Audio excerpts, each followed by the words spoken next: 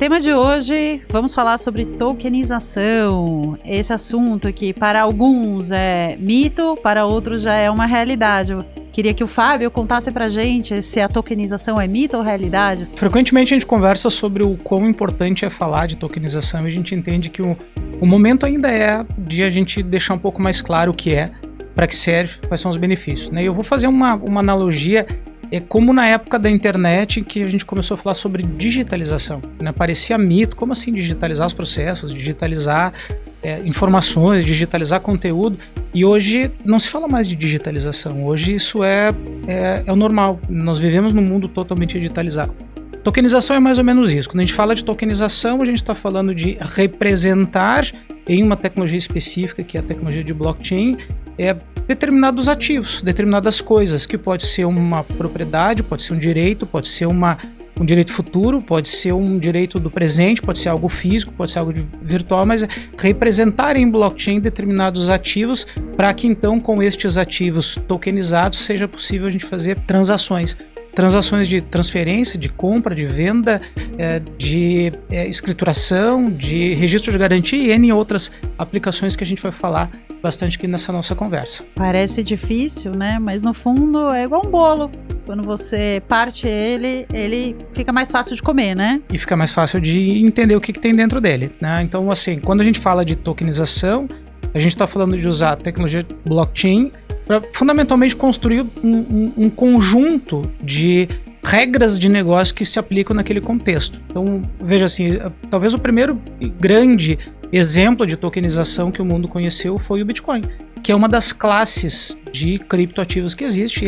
São dezenas de milhares de diferentes moedas digitais, mas o Bitcoin em si é um token, né, que representa ele próprio, representa a própria moeda. Existe uma segunda categoria, né, de criptoativos que são os ativos de valor mobiliário. Quando você vai representar, por exemplo, um pedaço de terra, o direito a um imóvel, o direito a uma dívida, o direito a uma duplicata, o direito a um dinheiro futuro, você pode representar esses ativos na forma de tokens em blockchain. E com o advento dos smart contracts, os contratos inteligentes que permitem você automatizar e otimizar os processos, essa combinação de tokens com smart contracts começa a revolucionar mercados, né? Inclusive, e talvez um dos primeiros é justamente os mercados financeiros, né? Em que você começa a integrar essas plataformas tradicionais com as novas tecnologias baseadas em blockchain. E eu que estou aqui no mercado tradicional das finanças, estou acostumado com aqueles processos todos tradicionais, executados por pessoas, back-office, agente liquidante, agente custodiante, entidades reguladas. Como que a tecnologia me alcança? Veja, assim, a gente pode interpretar e entender a tokenização como uma nova camada de tecnologia que oferece recursos novos que as tecnologias anteriores não ofereciam, né? Esses papéis, né, o papel do custodiante, do agente fiduciário, do escriturador, eles, de alguma forma, eles continuam existindo, mas o fato de você ter uma tecnologia que permite você dar mais transparência para os fluxos financeiros e os fluxos dos ativos, dar mais segurança para o investidor que vai eventualmente, né, investir em tokens de RWA, né, para o originador que vai eventualmente utilizar suas garantias em novas plataformas tokenizadas e digitalizadas, e esses mercados eles se encontram de uma maneira mais fluida. Então você tem de um lado o originador, do outro lado o investidor, e isso se aplica para diferentes mercados. Eu sei que nós vamos ter oportunidade de falar sobre isso, mas a gente pode falar sobre o mercado de crédito, a gente pode falar do mercado de recebíveis, o mercado do agro, o mercado imobiliário, o mercado da música, que são diferentes mercados que aos poucos estão adotando essas tecnologias de tokenização e de smart contracts para reduzir custos de transação, para otimizar as operações e eventualmente alcançar novos mercados. Pela sua experiência, na prática, isso já é uma realidade? Você já consegue enxergar quais benefícios da utilização desse tipo de tecnologia? E aí, se puder fazer um paralelo aqui, a inteligência artificial ajuda a gente a ganhar eficiência, mas ela não substitui o trabalho, né? Então, como que essas duas coisas convivem num mundo em que a gente está em transição com uso, explorando a tecnologia a nosso favor.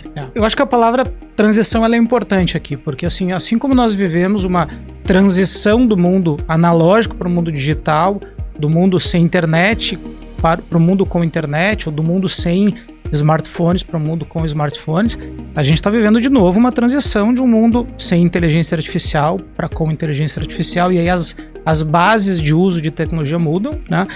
E blockchain também, quer dizer, um mundo sem blockchain, sem token, para um mundo com blockchain e com tokens, né?